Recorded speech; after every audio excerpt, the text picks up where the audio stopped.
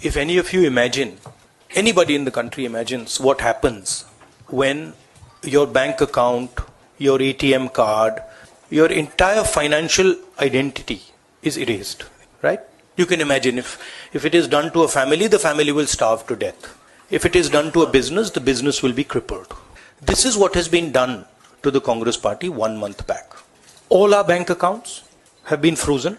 We can do no campaign work. We cannot support our workers. We cannot support our candidates.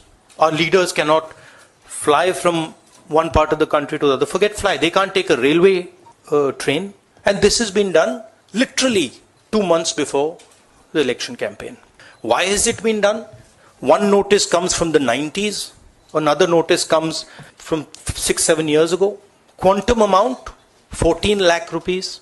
And punishment, our entire financial identity. What's interesting to me is that there are institutions in this country that are supposed to protect the democratic framework. There are the courts in the country. There's the election commission in the country, right? And nothing is happening. The election commission has not even said, wait a minute, you have frozen the bank account of the largest, of one of the biggest political parties, largest opposition in the country.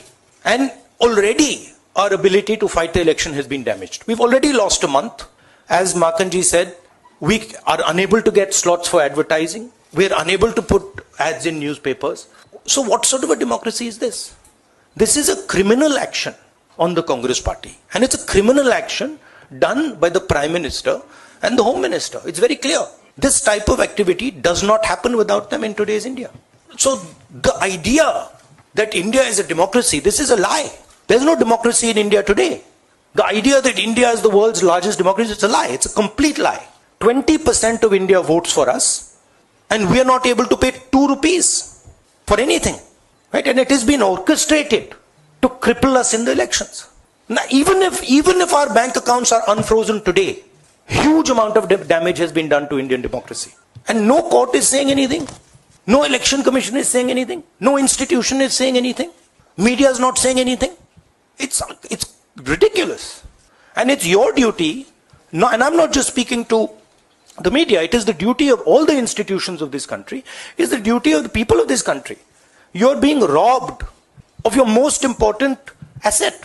You're being robbed of your constitution, you're being robbed of your democratic structure, you're being robbed of the entire architecture, and everybody's just quiet.